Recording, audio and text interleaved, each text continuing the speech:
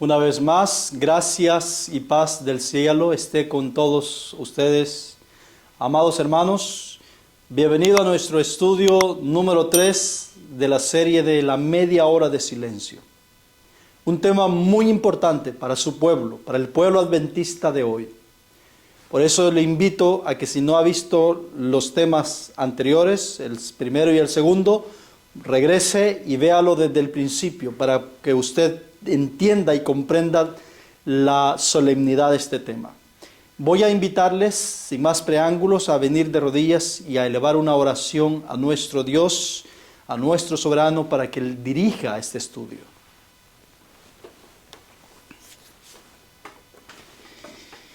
Querido Padre Celestial, le alabo y le glorifico porque usted es grande, misericordioso y compasivo con cada uno de sus hijos. Nos ha permitido entender las preciosas verdades que el cielo, Señor, ha querido revelar en este tiempo para su pueblo. Denos, mi Dios amado, la presencia del cielo. Denos de su Espíritu. Ayúdanos a entender la verdad oportuna para esta generación. Acompáñanos, mi Dios, y denos, Señor, paz. Denos inteligencia y sabiduría. Abre nuestro entendimiento. Denos, oh Dios, discernimiento de espíritu. En sus manos, oh Dios, nos ponemos hoy y le suplicamos, usted sea el centro de nuestro estudio. En Cristo Jesús. Amén.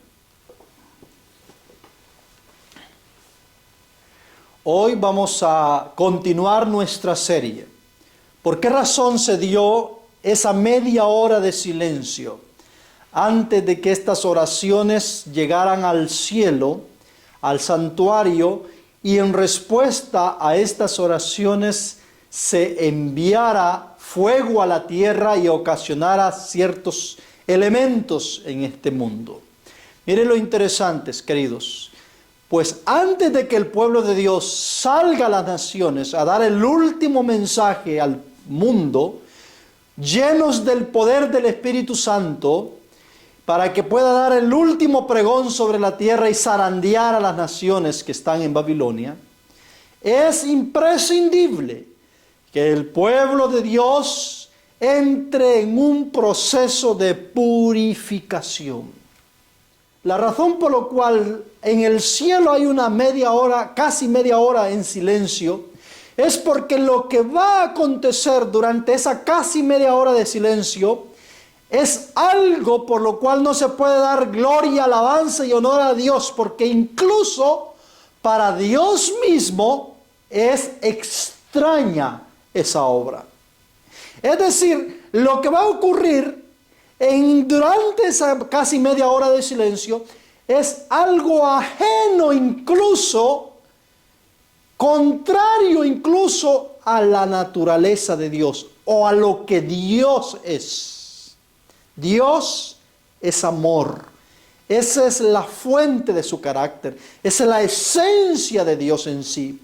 Y es evidente que lo que ocurre durante ese periodo de la casi media hora de silencio es algo que hace sufrir al corazón de Dios. Porque es algo que está contrario a lo que Él es decir, contrario al amor que Él tiene por sus criaturas, que Él ha creado a través de su palabra, a través de sus manos. Así es que, mis queridos, lo que ocurre lo vamos a ver en este estudio, durante esa casi media hora de silencio. Lo cierto es que en el conflicto de los siglos, en la página 421, por favor tome nota. A veces las páginas que yo estoy citando no son las mismas en el libro físico, porque yo las tomo de los libros electrónicos que se encuentran en la aplicación. Así de que corrobórelas más bien con los libros electrónicos. Y aunque están en los libros físicos, pero en diferentes páginas. Dice el conflicto de los siglos, página 421. Mientras se prosigue el juicio investigador en el cielo. ¿Mientras qué? Mientras se prosigue. Eso de proseguir le precede una pausa, le precede una suspensión temporal. Mientras se prosigue el juicio, indica que hay un momento en que se para y hay una pausa y luego se prosigue, se reanuda. ¿Qué pasa mientras se prosigue el juicio? Es decir, en esa pausa, en lo que se reanuda el juicio. Yo creo que para esto quizás es muy nuevo para muchos de ustedes. Pero hay una pausa en el juicio investigador. Eso es lo que la sierva de Dios me está diciendo. Eso es lo que la inspiración me está diciendo. Que hay una pausa en la cual el juicio se pausa y luego se prosigue o se reanuda el juicio investigador en el cielo. ¿Qué va a ocurrir en esa pausa? En ese espacio de tiempo. Dice, mientras que los pecados de los creyentes arrepentidos son quitados del santuario. ¿Qué ocurre? Bueno, hay una purificación en el santuario de creyentes arrepentidos. ¡Ojo! ¿De quiénes? De creyentes arrepentidos. ¿Dónde están esos creyentes arrepentidos en el momento que se está dando esa pausa en el cielo mientras se prosigue el juicio? Dice, continúa diciendo la cita, debe llevarse a cabo una obra especial de purificación. Bueno, se dice que se debe de llevar una obra a cabo de purificación, pero ¿dónde? Dice, una obra de purificación, de liberación del pecado. Tiene que darse, mire lo que va a ocurrir en esta pausa, hermanos queridos, por favor, pongamos atención. Lo que va a ocurrir en este intervalo de suspensión del juicio, entre la suspensión y el proseguir, debe llevarse a cabo una obra especial de purificación, de liberación del pecado. ¿Dónde? Bueno, la liberación del pecado no se puede dar de los muertos porque ellos ya están muertos y ellos no necesitan ser liberados del pecado. En todo caso, el caso de los muertos donde se tendría que limpiar son los libros, pero no los individuos. Pero aquí está hablando de la liberación del pecado de los creyentes arrepentidos. Oiga, hermanos, ¿y dónde están esos creyentes arrepentidos en ese momento de esa pausa donde se debe llevar esta obra especial de purificación? Se encuentra, termina diciendo la cita, entre el pueblo de Dios en la tierra. Oiga, hermanos amados, es decir, esos creyentes arrepentidos que deben ser liberados del pecado, deben ser purificados del pecado, se encuentran en la tierra. Son el pueblo viviente de Dios en la tierra en el momento de esa pausa que se está dando en el cielo. Yo creo que esto muchos lo desconocían, muchos lo ignoraban. Pero lo cierto es que la inspiración nos está diciendo que hay una pausa en el cielo, luego se va a proseguir con el juicio investigador en el cielo y que esa pausa es para que todos los pecados de los creyentes arrepentidos sean quitados del santuario y para que en la tierra los creyentes arrepentidos sean liberados del pecado. Oiga, hermanos, ahora entendemos o podremos ir entendiendo por qué se da ese silencio en el cielo. ¿Por qué se da esa pausa en el cielo? ¿Por qué el cielo queda en total silencio? ¿Qué pasó? ¿Dónde estaban esos ángeles? Que dicho sea de paso, los ángeles que estaban con grandes voces alabando al Cordero y al que está sentado en el trono, son los ángeles que están envueltos en el juicio. Ahí no están todos los ángeles del cielo. Ahí están los ángeles que han estado en directa intervención con el asunto de la tierra o con el asunto de los juzgados. Son los testigos. No todos los ángeles son testigos porque hay millares de ángeles encargados en diferentes puntos del universo, atendiendo diferentes misiones de Dios en los mundos no caídos, etc. Pero hay ángeles específicos que Dios ha designado para que traten con los asuntos de la tierra. Y esos que están tratando con los asuntos de la tierra y con los habitantes de la tierra son los que están en el escenario de ese juicio. Es decir, ahí hay una pausa. Todos estos ángeles, todos estos que han estado alabando y exaltando al Dios vivo y al Cordero, guardan silencio. Hay una purificación que se está efectuando. ¿Dónde?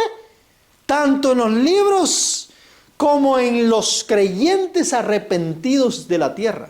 Es decir, el pueblo de Dios que se encuentra en esta tierra. Si vemos, hermanos queridos, esto está ocurriendo durante esta casi media hora de silencio. Entonces, ¿qué es lo que ocurre antes de que ese fuego del altar caiga sobre la tierra? Ese poder del Espíritu Santo caiga sobre la tierra. Lo que ocurre es una purificación en la iglesia, una limpieza, una separación de lo inmundo y de lo puro, para que este pueblo pueda estar listo, preparado para recibir el fuego del altar del trono de Dios, del santuario de Dios. Es increíble cómo la profecía nos está diciendo que el siguiente acontecimiento que viene es la purificación de la iglesia viviente que está en la tierra. La siguiente obra que Dios va a hacer es separar la escoria del trigo para que estos a la vez puedan ir a las naciones. ¿Dónde estaba Jesús? Que Juan lo está viendo en medio, delante del trono. ¿Qué es lo que hace Jesús durante esa media hora de silencio? ¿Qué es lo que hacen los ángeles durante esa pausa? Veamos evento de los últimos días, página 238. Quizás esta cita, muchos de ustedes la habían pasado por alto. Quizás nunca la habían leído, o quizás la habían leído, pero nunca le habían puesto importancia. Mire lo que dice la sierva de Dios. Vi que el Señor, esto ella lo vio en visión, o sea, ella vi que el Señor durante el juicio caminará por la tierra al fin del tiempo. ¿Qué es lo que va a hacer el Señor? Jesús, ¿qué es lo que ella vio? Ella vio que Jesús, durante el juicio, no después del juicio, ni antes del juicio, sino durante el juicio. ¿Qué juicio? El juicio investigador, el juicio que se está llevando en el cielo. Durante el juicio, caminará por la tierra al fin del tiempo. ¿Qué hace Jesús caminando en la tierra durante el juicio? Es porque durante el juicio hay una pausa, hay un intervalo por casi media hora. Y en ese intervalo por casi media hora, lo creas o no lo creas, lo aceptes o no lo aceptes, Cristo baja al planeta Tierra. ¿A qué baja Él durante esa media hora? Él baja con estos ángeles que han estado alrededor del trono en la escena de este juicio. Baja para poder efectuar una separación, para poder arrancar la cizaña y poner el trigo en el granero. Es decir, destruir la cizaña y poner el trigo en su reino. Ese es el granero, el reino, la protección, el refugio de los hijos de Dios. Eso es lo que Él va a hacer. Hermanos, y alguien dirá, pero eso está fuera de orden. Nosotros creemos en la segunda venida de Cristo, pero en esta venida que Jesús va a hacer y va a visitar la tierra durante el juicio, ¿sí? Durante el juicio, en esta pausa, eso no puede ser. Porque algunos creen que el Señor no puede salir del santuario, es decir, no puede abandonar el santuario. Pero estamos viendo que hay una pausa, ¿sí? Hay una pausa que se da en el santuario. Y en esa pausa, Jesús viene a hacer una obra de separación, de intervención sobre su iglesia para purificarla y reanudar posteriormente el juicio investigador sobre su pueblo. Es decir, sobre los hijos de su pueblo. Él lo que cesa es el juicio durante casi media hora. Lo cesa para poner su casa en orden en la tierra, purificar a los santos en la tierra y prepararlos para que reciban el fuego del altar. Quiero confirmarlo con otra cita, está en Joya de los Testimonios, volumen 2, en la página 66. Yo quiero pedirle que le ponga mucha atención a esta cita, porque es la confirmación de la anterior. Y mire lo que dice la sierva de Dios. Aquí vemos que la iglesia, el santuario del Señor, ¿cómo le llama la sierva de Dios a su iglesia en la tierra? El santuario del Señor. Pero este no es el santuario celestial, este es el santuario terrenal, donde están vivos, no muertos. Pero como estamos en un proceso de juicio, tanto el santuario celestial, donde están los muertos registrados, debe ser purificado de todos los pecados y las inmundicias, pero también el santuario terrenal, donde están todos los vivos, deben ser purificados y apartados todos los pecadores, así como se hace en el santuario celestial. Es decir, ambos santuarios, por así decirlo, en este juicio deben ser purificados, tanto el celestial como el terrenal. El terrenal en figura es su iglesia, pues es ahí donde están los santos vivos y donde están los rebeldes. Y en el santuario celestial, en sus escritos, están los registros de los santos muertos, tantos rebeldes como justos, aunque también están registrados los vivos. Pero como los vivos no están en el santuario celestial en el momento del juicio, el Señor debe hacer una pausa, bajar al santuario terrenal y hacer la separación en esta tierra. Por eso ella dice, aquí vemos que la iglesia, el santuario del Señor, era la primera en sentir los golpes de la ira de Dios. ¿Quién es la primera en sentir los golpes de la ira de Dios? La iglesia que está en la tierra, su santuario que está aquí en la tierra. ¿Quién es la segunda? Porque si hay una primera, es porque hay una segunda. Aquí dice que la iglesia es la primera en sentir los golpes de la ira de Dios. Entonces, si la iglesia es la primera, ¿quién es la segunda? La segunda es Babilonia. Para Babilonia vienen 7 postreras plagas, donde la ira de Dios se va a derramar, pero la primera, la que entra en el proceso depurativo de Dios, la primera que va a sentir los juicios de Dios en esa separación terrible que va a ser, es la iglesia. ¿Qué dicen los ancianos? Los líderes de la iglesia. Los ancianos, aquellos a quienes Dios había brindado gran luz, que se habían destacado como guardianes de los intereses espirituales del pueblo, habían traicionado su cometido. Estos perros mudos, les llama perros, no por el animal, sino por la función del animal. Estos perros deberían ser ladradores, pero son mudos, son inútiles, porque están viendo que viene el peligro enfrente de ellos y no laten, no ladran. Por eso les llama a estos perros mudos que no querían ladrar. Son los que sienten la justa venganza de un Dios ofendido. ¿Quiénes son?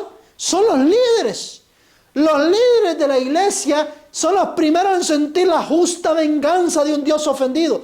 Hombres, jóvenes y niñitos, todos perecen juntos. Hermanos queridos, es el gran día de la expiación de Dios sobre su iglesia. No se salva el pastor, no se salvan los ancianos, el diácono, el director de escuela sabática, el director de obra misionera. No se salva nadie que no haya hecho su trabajo como perro ladrador. De ahí la importancia, queridos hermanos, si usted conoce la verdad, la importancia que ladre, aunque le tiren palos, ladre, porque ese es su deber. Si usted ve que viene un peligro delante de usted para la iglesia entera, ladre, aunque le tire palos y piedras. Pero no sea un perro dormilón, un perro que no ladre, un perro que traicione el cometido de Dios. El cometido de Dios es: clama a voz en cuello, no te detenga, anuncia a mi pueblo su pecado y su rebelión. Ese es el cometido de Dios. Esa es la orden que Dios le ha dado a usted. Dios no le ha dicho a usted que le esté enseñando a la iglesia paz y seguridad, amor y todo, amor y aquí, amor allá. Es verdad que Dios es amor, pero Dios no le ha dado a usted licencia para que le venda al pueblo la idea que aún con todo el amor que Dios tiene, Dios los va a terminar aceptando así como están y los va a tener que salvar porque tiene que salvarlos. No es así como funciona, mis queridos. Dios solo va a salvar a aquel que realmente haya abierto su corazón, esté gimiendo y clamando por las abominaciones que se están haciendo en Jerusalén, es decir, en el pueblo de Dios. Así es de que, queridos, aquellos que dicen que no viene un juicio para la iglesia, están engañando al pueblo. La hermana White, si usted cree que la hermana White es profeta, cree que la hermana White es mensajera de Dios, enviada por Dios para usted y para mí, para la iglesia entera, póngale atención a lo que la cita está diciendo. La iglesia es la primera en que va a sentir la ira de Dios. Lo crea usted o no lo crea. Mi propósito en esta hora no es convencerlo a usted, no es hacerlo creer a usted en algo. Si usted quiere creer, gloria a Dios. Si usted quiere no creer, que Dios lo ampare, porque Dios ya le advirtió, ya le dijo lo que va a hacer. Ahora vamos a otra cita. Por favor, póngale atención, póngale mucho cuidado a esta cita, es imprescindible. Esto está en Testimonios para la Iglesia, volumen 2, página 172. Miren lo que la sierva de Dios dice: estamos esperando y velando con la mira puesta en el regreso del Maestro que traerá el amanecer. ¿Cómo está la iglesia adventista? Esperando la segunda venida de Cristo, esperando al Maestro que regrese. Así están. Aunque yo no entiendo la forma de esperar, porque por un lado estamos esperando, pero por el otro lado estamos durmiendo. Es decir, estamos esperando en un estado de sueño. Pero más allá de eso, la iglesia está concentrada en la venida de Cristo. Hermanos queridos, en la venida de Cristo ya todo el mundo va a estar definido. El que es de Dios va a estar sellado. El que es de Dios tendrá garantizada la vida eterna. Y el que es del diablo estará recibiendo las plagas. Es decir, en la segunda venida de Cristo nadie va a estar dormido. Pero miren lo interesante. La iglesia se está preocupando por la segunda venida de Cristo y está descuidando ser sellada. Recibir el sello del capítulo 7 de Apocalipsis para poder enfrentar la media hora de silencio que viene en el capítulo 8. Es increíble cómo el diablo está engañando al pueblo. El diablo les está instando al pueblo a que crea en una falsa esperanza. En una falsa esperanza porque quiere llevarlos o hacerle creer al pueblo que puede llegar en esa condición deplorable hasta la segunda venida y aún así ser salvos, ignorando totalmente que antes de la segunda venida Cristo va a hacer una pausa en el santuario del cielo, va a visitar la tierra, va a caminar por esta tierra, va a separar lo inmundo de lo limpio en esta tierra, en su pueblo, y solamente va a preservar la vida del que haya recibido el sello. Es increíble. El diablo sabe que eso es lo que viene y aparta de los ojos, de la vista de sus hijos, realmente el peligro que tenemos por delante. Entonces a todo mundo se está concentrando en la segunda venida de Cristo, que es una verdad, Jesús va a venir, pero no es ahí donde se definen las cosas. Dice, no sea que viniendo de repente nos encuentre durmiendo. Fíjense de que la hermana White dice que todo mundo está velando y esperando con la mira puesta en el regreso del Maestro, pero allí abre una ventana, abre una puerta y dice, oigan, no sea que viniendo de repente, es decir, no sea que ocurra algo inusual, venga repentinamente en un tiempo que no lo está esperando. La segunda venida, todo el mundo está velando y esperando con la mira puesta. Pero hay una posibilidad, hay una puerta abierta que la profeta les está abriendo. Les está diciendo, cuidado, no sea que vaya a venir de repente y los encuentre durmiendo. Vaya a venir a una hora que ustedes no están esperando. La segunda venida todo el mundo la espera. Pero ¿de qué está hablando ella aquí? ¿De qué venida de repente ella está tratando acá? Donde puede ser que el pueblo de Dios esté durmiendo. Y ella misma hace la pregunta, ¿a qué tiempo se refiere aquí?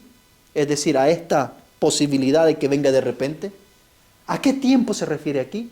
Y ella aclara que ella no está hablando de la segunda venida de Cristo. Miren lo que sigue diciendo. No a la manifestación de Cristo en las nubes del cielo para encontrar un pueblo dormido. No se está refiriendo a la venida de Cristo en las nubes de los cielos, es decir, a la venida pública. Cuando ella dice, no sea que viniendo de repente nos encuentre durmiendo, ella no se está refiriendo a la segunda venida. Sino, mírenlo cómo de clarito ella lo dice. No dice, no me refiero a eso, y lo vuelve a recalcar con un segundo no. No dice, sino, mira ahora va a decir a lo que se refiere, a esta venida de repente. Sino cuando regrese de su ministerio. Oh, hermanos, ¿de cuál ministerio? Del juicio investigador, del santuario. Regrese de su ministerio. Jesús va a venir, va a dejar su ministerio y va a venir a la tierra. Antes de la segunda venida de Cristo. Es decir, antes de su segunda venida pública. Sino cuando regrese de su ministerio, en el lugar santísimo, del santuario celestial. Cuando deponga sus vestiduras sacerdotales y se revista de vestiduras de venganza. Este es el momento cuando sus siervos deben rendir cuentas. Hermanos, ella claramente está diciendo que esta venida de repente es cuando Él venga a visitar a los suyos en esta tierra, a sus siervos, para hacerlos rendir cuenta. Y Él viene vestido con vestiduras de venganza. Se quita las vestiduras sacerdotales y se reviste de vestiduras de venganza. Esta venida que puede ser de repente, que no se espera, y que dentro de los últimos días la sierva de Dios dice que ella la vio, lo vio a Él caminando por la tierra durante el juicio. Esta venida, hermanos queridos, es la que no se está predicando en la iglesia. Es la que el diablo ha sellado para que la iglesia ignore totalmente. Y esta venida es la que va a definir tu futuro eterno. Mire cómo el diablo ha engañado al pueblo adventista doblemente como engañó al pueblo judío. Esta venida, la cita nos está diciendo que es donde el Señor va a hacer que sus siervos le rindan cuentas. Así termina la cita. Usted puede leerla en todo su contexto. ¿Quiénes son esos siervos que le deben rendir cuentas a Él? No está hablando de los siervos de Satanás, que son Babilonia. No, sus siervos que le van a rendir cuentas son su pueblo.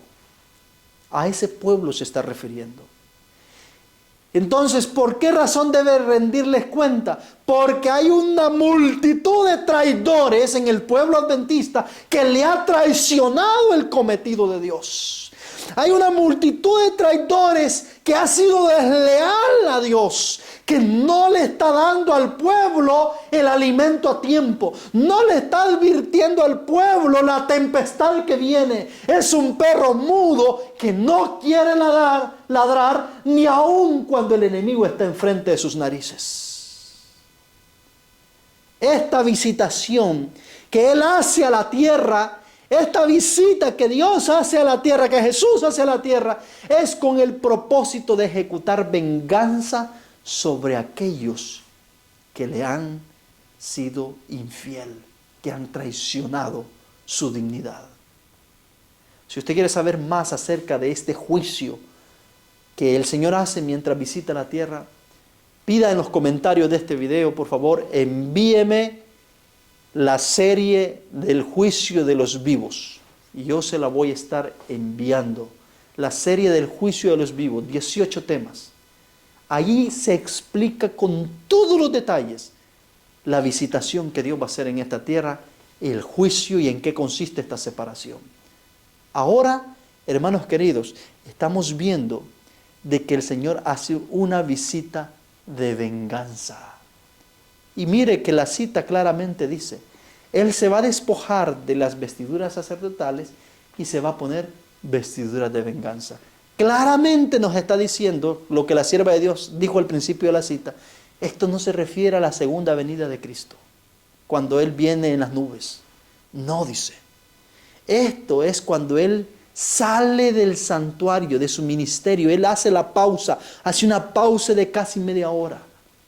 Y viene para hacer rendir cuentas a sus siervos. Y esos siervos están aquí en la tierra. Es aquí en la tierra donde los hace rendir cuentas. Entonces, en el libro de la historia de la redención, claramente la inspiración nos dice, en la página 422, que Jesús, en su segunda venida, Él no viene con vestiduras de venganza.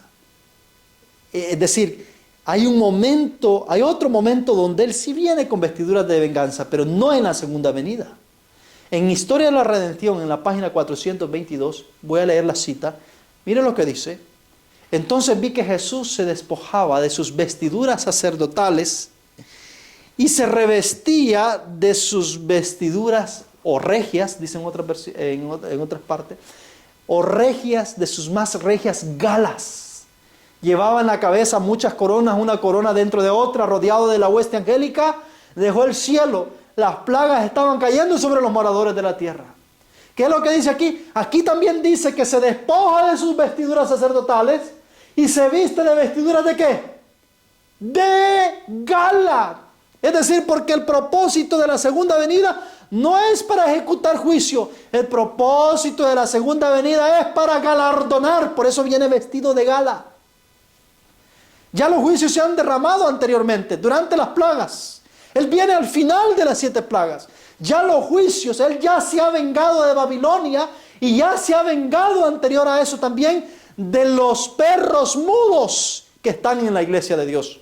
De aquellos que están dándole un sonido incierto a la trompeta, porque ellos son los primeros, luego son los de Babilonia con las 7 plagas, y luego al final de eso, Él deja el cielo, se quita las vestiduras de sacerdote, se pone vestiduras de galardonador, de galas, y viene a la tierra para darle el galardón a los santos. Entonces, si usted observó y vio las Escrituras, hay 2 momentos en que el Señor se quita las vestiduras de sacerdote. La primera es en Testimonio para la Iglesia, volumen 2, página 172, y ahí Él, en lugar de vestiduras de sacerdote, se pone vestiduras de venganza, rojas, por el propósito de la visita que Él va a hacer a la tierra. ¿Cuál es el propósito? Venganza. Vengarse de aquellos siervos que le deben rendir cuenta. Se va a vengar.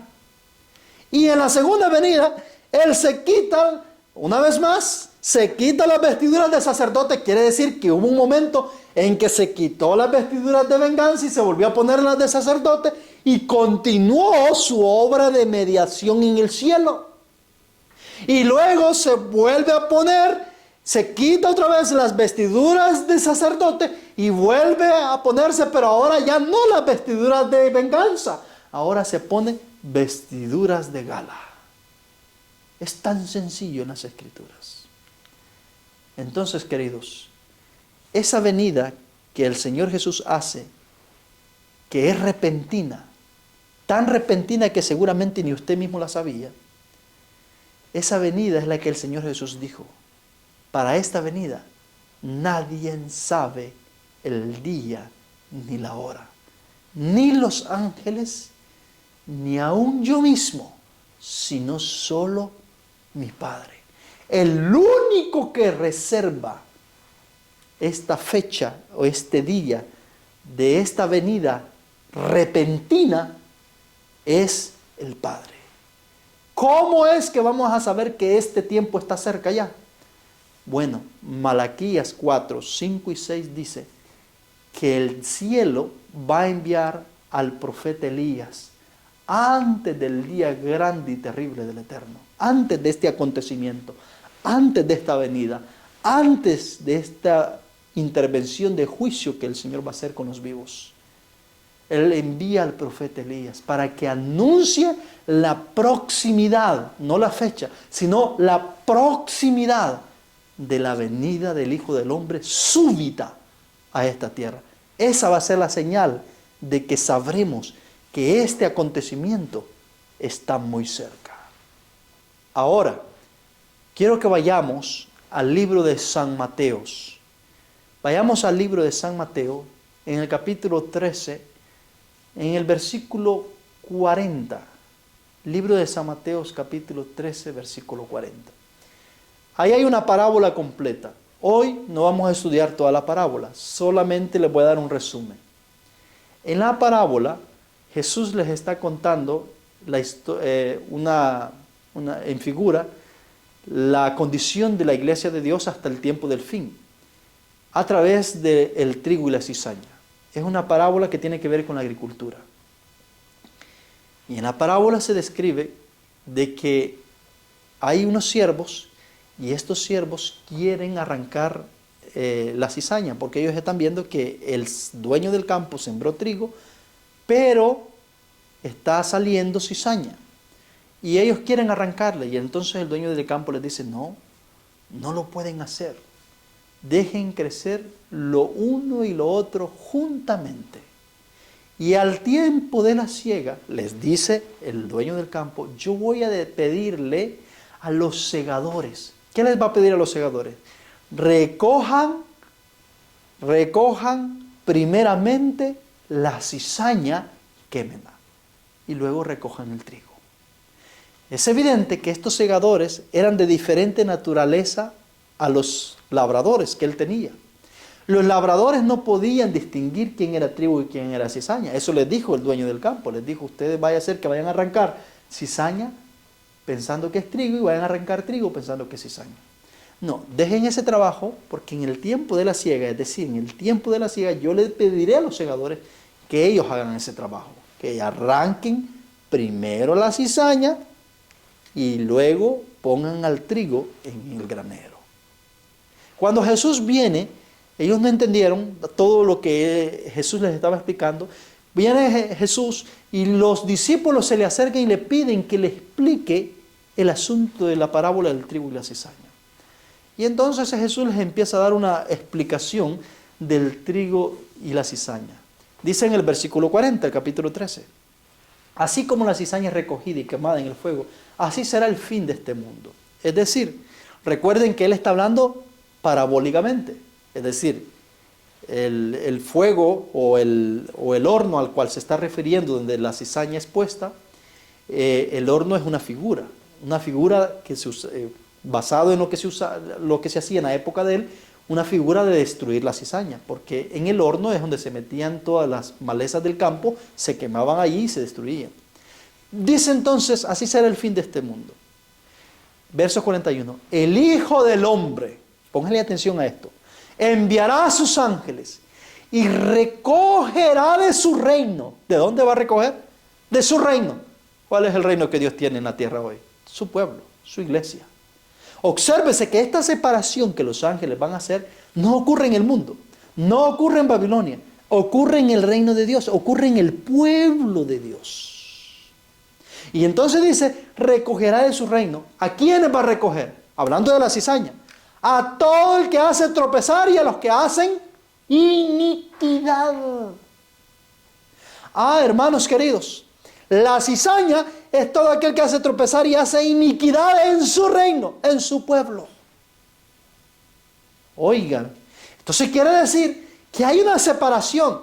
¿Quiénes son los encargados de esta separación? No es el hombre, porque los labradores eran seres humanos, pero los segadores no son seres humanos. Los segadores son ángeles. Mismo Jesús les está explicando y les está diciendo, el Hijo del Hombre enviará a sus ángeles. Los ángeles, esos ángeles que están en el juicio, que conocen muy bien los casos de los vivos, enviará a sus ángeles y recogerán de su reino, de su iglesia, a todo el que hace tropezar y a los que hacen iniquidad. ¿Y qué va a pasar entonces con los justos? ¿Qué va a pasar con los santos? Con los santos que sobreviven a esta intervención, porque los ángeles apartan del reino de Dios a los que hacen tropezar, a la cizaña, pero la apartan y la destruyen, la matan. Eso es lo que dijo Jesús. La queman. Entonces, ¿qué es lo que hace con los justos? ¿Qué va a pasar con los justos? Dice el versículo 43. Entonces los justos resplandecerán como el sol en el reino de su Padre. ¿Hasta cuándo es que los justos resplandecen de una forma tan gloriosa como el sol, que es la luz más fuerte que la humanidad conoce? Dice, como el sol en el reino de su Padre. Y el que tiene oídos para oír, oiga. El sol también representa a Cristo, la luz de este mundo. Es decir, los justos van a finalmente reflejar la imagen de Cristo, el sol de justicia. Resplandecerán como el sol, van a ser glorificados por el carácter de Cristo.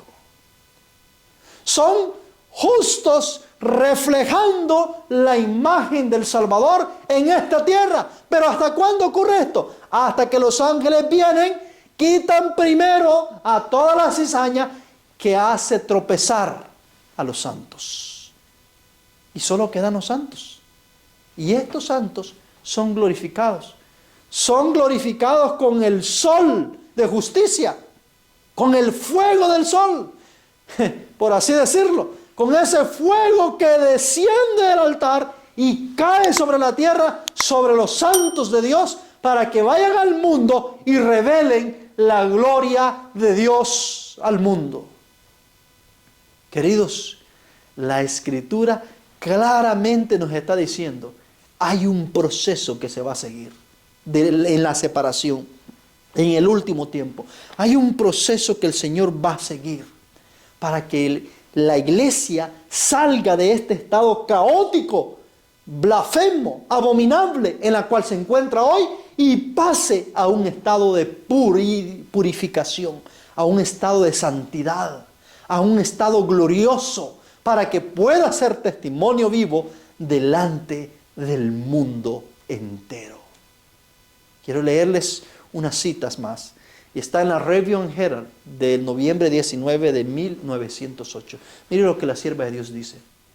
Solo aquellos que hayan resistido y vencido la tentación en la fuerza del Todopoderoso, se les permitirá tomar parte en la proclamación de este mensaje cuando éste se intensifique hasta convertirse en un fuerte pregón. ¿Solo quiénes? Solo los que hayan resistido y hayan vencido la tentación en la fuerza del Dios Todopoderoso. Solo a esos, no los que se andan dejando llevar por cada ola de mundanalidad que invade la iglesia, cada tendencia profana que entra a la iglesia. No ellos, sino aquellos que hayan vencido la tentación, aquellos que hayan destruido esos ídolos, el ídolo del apetito, el ídolo de la moda, el ídolo de todo aquello que nos separa de Dios. Solo ellos tomarán parte en la fuerza del Todopoderoso y solo a ellos se les permitirá dar el último pregón en esta tierra. Evento en los últimos días, página 55 también nos dice: la obra pronto ha de terminar. Los miembros de la iglesia militante que han demostrado ser fieles, es decir, los miembros de ahora, los de la iglesia en la condición como está ahora, que hayan demostrado ser fieles, que no se hayan dejado barrer por todo viento de tendencias y de pecaminosidad, de mundanalidad y de impureza, aquellos que se hayan mantenido firmes como la brújula al polo, aunque el cielo y la tierra se desplomen, solo, dice, solo esos miembros que hayan demostrado ser fieles integrarán a la iglesia triunfante. Solo ellos, mis queridos. La iglesia va a entrar en su etapa final de una manera muy diferente. La última lucha, la última guerra contra el dragón, contra la bestia y contra el falso profeta, la iglesia la va a pelear en un estado purificado, en un estado limpio, con la fuerza del Todopoderoso, glorificada por Dios, no por el mundo. Eso lo dice Profetas y Reyes, página 535, la visión que Dios le dio a Salomón. Mire lo que dice, la hermana White la retoma y mire lo que dice: revestida de la armadura de la justicia de Cristo. ¿Cómo? Revestida de la armadura de la justicia de Cristo. La iglesia entrará en su conflicto final. ¿Cómo entra la iglesia en su conflicto final? Revestida de la armadura de la justicia de Cristo. Se lo repito, mi querido, para que le entre en la mente. Hermosa como la luna, esclarecida como el sol, imponente como ejército en orden. ¿Cómo sale? En orden, no desordenada como está ahora. Imponente como ejército en orden, hermosa como la luna, esclarecida, glorificada como el sol. Ha de salir a todo el mundo, a dar el fuerte pregón, a todo el mundo, vencedora y para vencer. Ella sale victoriosa desde sus inicios, a dar el último pregón. Y sale para vencer, no para fracasar, no para quedar en el camino, sino para vencer. Hermanos, afrontar la última incrustada de Satanás, de la bestia y del falso profeta, Dios no lo va a hacer con una iglesia mixta, con una iglesia mundana, hundida en el pecado como está ahora. Lo va a hacer con una iglesia purificada, con una iglesia victoriosa, vencedora. Por eso es que al Señor le interesa visitar la tierra. Por eso es que el Señor tiene interés en hacer una visita a este planeta y hacer una separación, una purificación. Alguien podrá decir: pero eso no es posible. El Señor no puede visitar la tierra. ¿Quién le dijo a usted que no puede visitar la tierra? ¿Sabe usted cuántas veces ha visitado el Señor a la tierra? Cuando los intereses de su iglesia van a visitarla. Lo ha hecho muchas veces. Cuando iba a destruir a Sodoma y Gomorra, Jesús bajó con 2 ángeles. Y Abraham fue testimonio de eso. Bajó porque iba a destruir a Sodoma y Gomorra y a la misma vez rescatar a Lot, que estaba ahí hundido en la idolatría.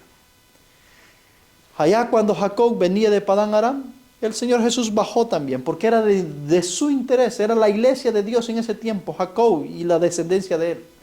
Bajó para confrontar su problema, para librarlo de la mano de Saúl y para bendecirlo. Ahí también tenemos la manifestación de Jesús. Bajó a la tierra, literalmente. Tenemos, claro, son visitas no públicas, son visitas que solamente el personaje con quien se encontró puede dar testimonio de ello. Allá también tenemos la historia de Josué cuando iba a conquistar Jericó. Jesús baja para darle la garantía de que esa ciudad estaba en sus manos. Era Jesús el que bajó, en forma de guerrero, el que estaba peleando con las huestes de Israel. Allá con los 3 hebreos, Nabucodonosor fue testigo de que bajó también Jesús, se puso en medio de los 3 hebreos, los libró del fuego, y fue otra visitación que el Señor Jesús hizo. Cuando resucitó, le dijo a la mujer no me toques, no he subido a mi Padre todavía. Subió y luego de unos días les dijo: tóquenme la mano y vean que yo soy, no soy espíritu. Cuando Pablo iba rumbo a la tierra de Damasco para poder perseguir a los cristianos, Jesús baja y le dijo: dura cosa usted, Pablo, Pablo, ¿por qué me persigues? Yo soy el Cristo a quien tú persigues. Queridos, esta es su tierra, este es su planeta. El dador de la vida, el que la formó, el que la creó, puede venir cuantas veces Él crea conveniente venir, y cuando Él vea que la iglesia de Dios necesita ser intervenida. Cuando Él ve que la iglesia de Dios está en peligro, Él personalmente viene. Le guste a usted o no le guste, pero este no es su planeta, no es ni su tierra, no es ni su territorio, sino que le pertenece a Él todo, incluyéndolo a usted y a mí mismo. Queridos hermanos, es tiempo de quitarnos conceptos e ideas erróneas de nuestra mente. Es tiempo de volver a la verdad bíblica, a la realidad de las Escrituras. Preparémonos, porque la visitación de Dios se aproxima. Dios se propone tener un pueblo puro, un pueblo limpio, un pueblo que sea transformado a su viva imagen, que le refleje ante el mundo su carácter. Dios no va a enviar un pueblo, mis queridos hermanos, paganizado, mundanalizado, celebrando fiestas paganas en la iglesia, vistiendo como los gentiles y a veces peor que los gentiles. Dios no va a enviar eso. Dios no va a enviar personas pintorresqueadas de sus caras, de sus uñas, empantalonadas, hermanos. Dios no va a enviar eso al mundo para que revele su gloria, revele su imagen. No, por mucho que Él quiera enviar ese tipo de personas, no haría más que denigrar la imagen y el carácter del inmaculado Hijo de Dios. Dios va a enviar personas dignas que lo representen. Y si usted y yo estamos en esas condiciones, viviendo según el mundo, pues este mensaje es para usted, porque si ha llegado a usted es porque Dios quiere que usted abandone esas prácticas y se vuelva de todo corazón a Él, para que sea uno de esos que lo van a representar dignamente delante de las naciones. Isaías 66, 19, con esta cita terminamos esta parte, dice lo siguiente: y pondré entre ellos señal, y enviaré a los que escaparon de ellos a las naciones, a Tarsis, a Pul, a Lud, que disparan arco, y a Tubal y a Javán, a las islas apartadas que no oyeron de mí, ni vieron mi gloria, y publicarán mi gloria entre los gentiles. ¿Qué van a hacer estos escapados? Van a publicar la gloria de Dios entre los gentiles. Y si la van a publicar es porque ellos la llevan consigo. Ellos van en un estado ya glorificados. Ellos no pueden ir a publicar una gloria que no poseen. La gloria que van a publicar la poseen, la han recibido. Dice, y traerán a todos vuestros hermanos de entre todas las naciones, el verso 20, por ofrendas al Señor en caballos, en carros, en literas, en mulos, en caballos, en camellos, y a mi santo monte de Jerusalén. Dice el Señor, al modo que los hijos de Israel traen el presente en vasos limpios a la casa del Dios eterno. Hermanos, estos van a publicar la gloria de Dios, llevan una misión, van a traer a sus hermanos, porque estos hermanos van a ver en ellos la gloria de Dios revelada. Y van a venir en un estado limpio, por eso es que dice que van a ser traídos en vasos limpios. Del modo que los hijos de Israel traen las ofrendas en utensilios limpios, así es como los traen a los mundanos. Ellos van en un estado limpio. Son esos utensilios que Dios va a usar para traer a estos hermanos. Pero estos utensilios deben ir limpios. Limpios, porque lo que van a traer son las ofrendas que están en el mundo para Dios y para el Cordero. Son ofrendas de almas que van a presentar delante de Dios para la salvación eterna. Dios no va a enviar ningún utensilio sucio o contaminado. La cita claramente nos está diciendo que de al modo que los hijos de Israel traen el presente en vasos limpios a la casa del Señor, así van a traer estos a sus hermanos en vasos limpios. Es decir, personas purificadas previamente son los que van a ser enviados a traer a sus hermanos al mundo. Por eso es que dice que Dios va a poner señal y va a enviar de estos escapados. Escapan de la espada de Dios. Lea el versículo 16 del capítulo 66 de Isaías. Escapan de la espada de Dios, de la purificación que Dios va a hacer en la iglesia. Queridos hermanos, este tiempo es muy solemne. No tenemos tiempo que perder. Y le digo, si usted no despierta ahora, va a dormir para siempre. Dios le está haciendo un llamado y una invitación. No se pierda la próxima parte de nuestro estudio. Ahí vamos a ver ya más en concreto el periodo de la casi media hora de silencio. ¿Cuántos días dura este periodo? ¿Cuántos días literales de nuestro tiempo dura esta casi media hora? ¿Y qué es lo que se va a efectuar durante estos días literales que la profecía habla?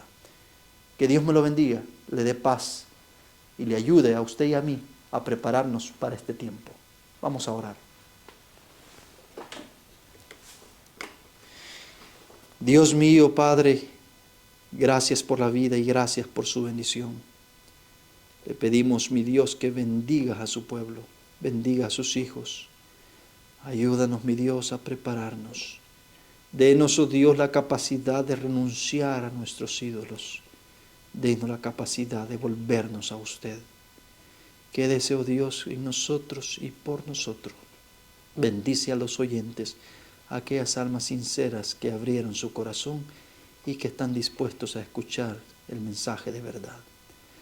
Todo esto lo ponemos en sus manos. Quédese en nuestras vidas. En el nombre de nuestro Señor Jesús. Amén.